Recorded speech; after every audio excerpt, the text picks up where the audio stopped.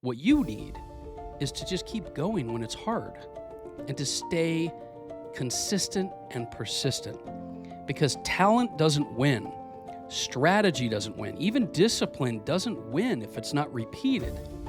The real separator in success is one word: persistence. Those who cultivate the habit of persistence appear to enjoy insurance against failure. If you have that habit of persistence, and it is a habit you got to cultivate, these people enjoy insurance against failure. It's like the more you persist, the less likely you are to fail. The willingness to keep swinging when nothing seems to be working.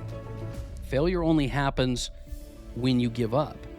But how you respond to those moments of defeat, they define your future. And so you've got to turn your struggle into stamina. You got to trade your setback into a setup for a comeback.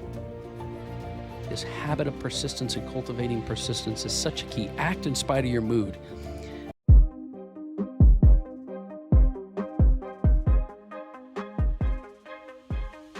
All right, welcome back to the Daily Mastermind. George Wright III with your daily dose of inspiration, motivation, and education. How's your week going so far? I hope it's going amazing, and I'm glad you're here with me today, especially if this is your first time listening. I hope that you will go back and check out the beginning of our Think and Grow Rich series on these 13 timeless principles. But today I want to be honest with you. I want to be real with you, and I hope that's okay. I want to talk to you a little bit about your business and your life, because your business doesn't need another idea. Your life doesn't need another vision board. What it needs, what you need, is to just keep going when it's hard and to stay consistent and persistent, because talent doesn't win. Strategy doesn't win. Even discipline doesn't win if it's not repeated. The real separator in success is one word: persistence. Napoleon Hill talks about persistence by saying persistence is to the character of a man as carbon is to steel. So if you're tired, if you're stuck, if you're doubting or close to giving up, you're not alone. I just want to tell you that you're not alone. But this is the episode that you can't afford to skip, because as Calvin Coolidge said, nothing in the world can take the place of persistence. Talent will not. Nothing is more common than unsuccessful men with talent. Genius will not. Unrewarded genius is almost a proverb. Education will not. The world is full of educated derelicts. And persistence and determination alone are omnipotent. The slogan "Press On" has solved and always will solve the problems of the human race.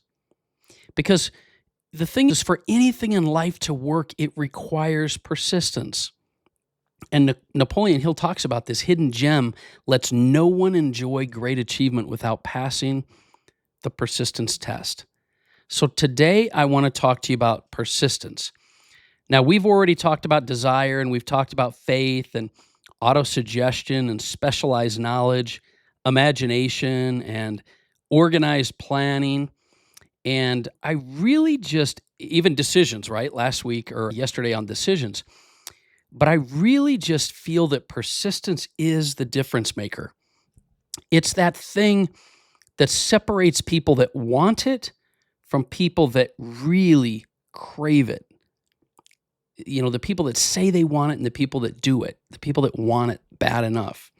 So in Think and Grow Rich, Hill defines persistence as the sustained effort necessary to induce faith and transform desire into financial equivalent.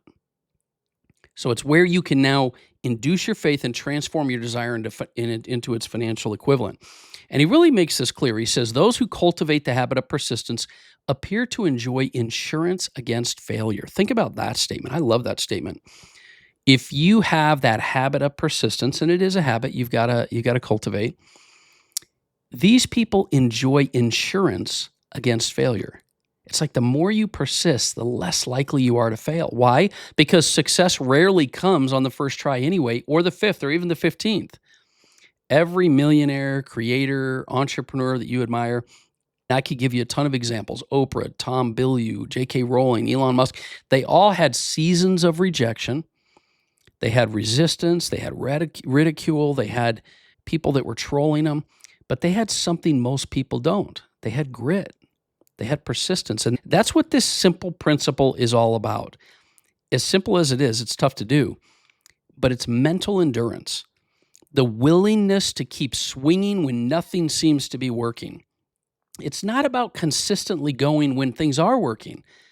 It's the reason I developed the prosperity pillars and the pillar number 3, which is I act in spite of my mood.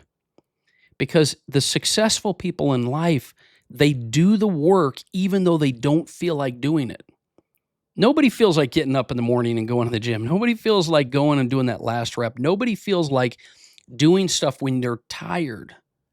But the successful people will prevail and persistence will happen. So let's take this a little home for you.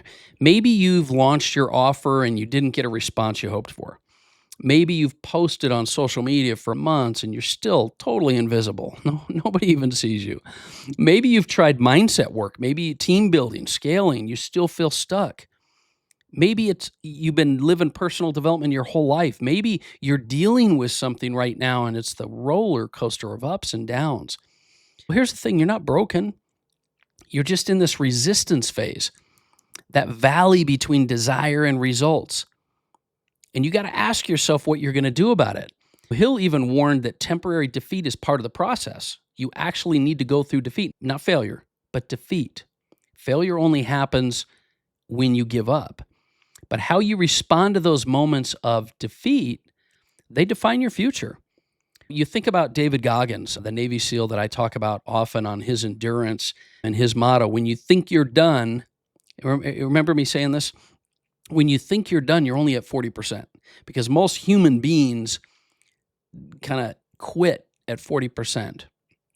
And this idea of grit and passion sustained through persistence and applied towards long-term goals, that's what separates someone who dreams from the people that do it. And so you've got to turn your struggle into stamina. You got to trade your setback into a setup for a comeback. And the way you do this is you identify the sticking point. What's that area in your life or business that, you've slowed down or you've thought about quitting? Because we all think about it. It's not something you have to feel guilt over. But what's that sticking point, the thing that kind of holds you back? Now, you have to learn to reframe that resistance. You've got to reframe it. You've got to ask, what is this setback trying to teach me? How is building this or going through this building my character? And how can I reevaluate it? How do I change my philosophy about it? And then create a 7-day persistence plan. Pick one action that you can do every single day in that area till you get past it, even if it's small. Remember, the goal is consistency over intensity. People start out with all this intensity and then they don't persist. And here's a thought for you to consider. This is like a little extra. Stack your persistence with accountability. Share your plan or what it is you're going to accomplish or the thing that you need to push through. Create some accountability. That's like the secret weapon in helping you to be persistent even when you don't feel like it, because you feel like you got this accountability partner. But here's what I want you to take away from this episode on persistence. There's no substitute for persistence. Hill says it cannot be supplanted by any other quality. Your goals are still possible no matter where you are in life. Your momentum can return. Momentum's a funny thing. You can get it back when you least suspect it. Your success might be 1 week, 1 pitch, or even just 1 post away. With the way the algorithms are working in social media right now, you might be literally 1 post away from getting that momentum back. But you're not going to know if you stop. It's like Les Brown. I quote him a lot because he spoke for me many years, but he always used to say, it's not over until I win. It's not over until you win. You got to keep going. You got to outlast the resistance. You got to think of it as a game, because the dream doesn't die when you feel tired. It only dies when you stop trying. And so that's the message I want to leave with you today. I hope that is something that you will take to heart. This habit of persistence and cultivating persistence is such a key. Act in spite of your mood. Now, tomorrow we're going to talk about the power of the mastermind. Obviously, one of my favorite topics. So I hope you joined us in the previous episodes. I hope you'll join us for the following. We got a few more left to go. But also do me a favor. It would mean the world to me if you would share this episode, if you'd share it with somebody. It'd help us move the message. It would help us to help other people. And creating impact is the whole reason I started the Daily Mastermind. So if you do that for me, I'd appreciate it. Hit me up on the Daily Mastermind. Let me know what you're working with. Let me know what you're struggling with. How can I help? That's what I'm here for. It's your mastermind every single day. Have an amazing day. I'll talk to you tomorrow.